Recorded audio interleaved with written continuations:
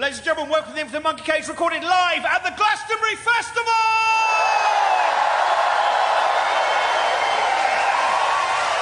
They're ready, Brian! This is a festival that is ready for inertial frame of references!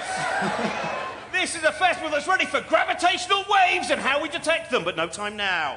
So, first of all, Brian, we start off. Why are we here? It began with an exponential expansion of space-time called inflation, and the inflaton field decay. So why are we at Glastonbury?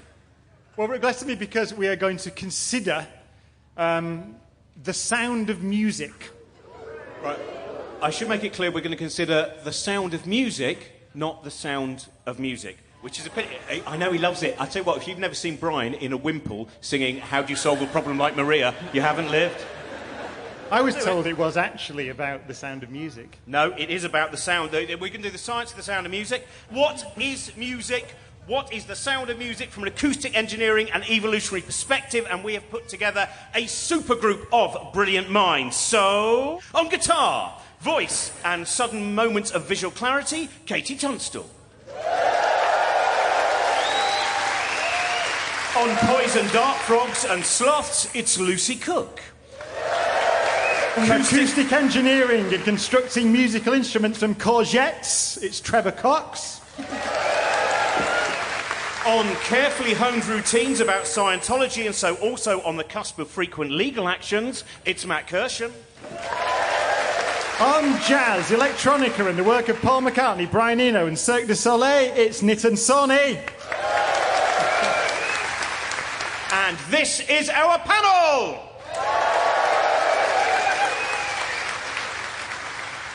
Trevor, we'll start with you as an acoustic engineer. We always like to have definitions. So first of all, what is music?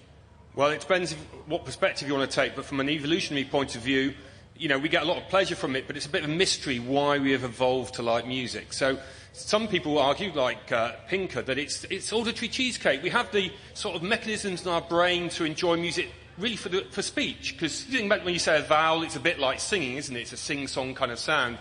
And so it's kind of almost an accident that we have music, and we love having it, and therefore we just kind of exploit it. So one perspective, it's not really got any evolutionary purpose, but it's just something we do. The other perspective is it's crucial to things. And, for example, when you get a mother teaching a baby to speak, they use motherese. So one argument is actually that music predated speech, and it's how we learn language. And actually, if you go back to Neanderthals, their first sort of proto-language, or our ancestors' first proto-language, might well have been sung rather than spoken.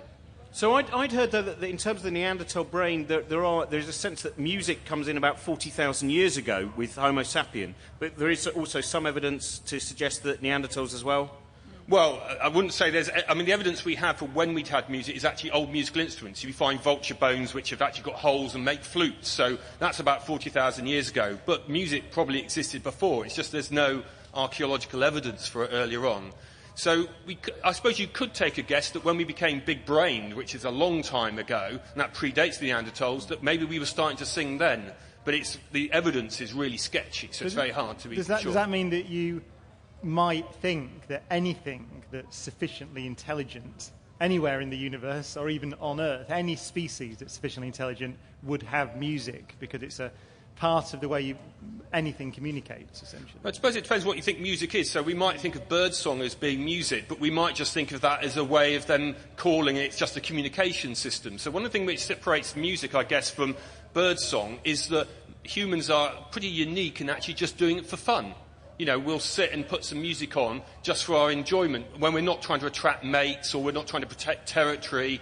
You know, we use music not for evolutionary purpose. So, Nitin, can I just ask you, how do you balance out when you're just professionally playing music and when you're playing music to attract mates?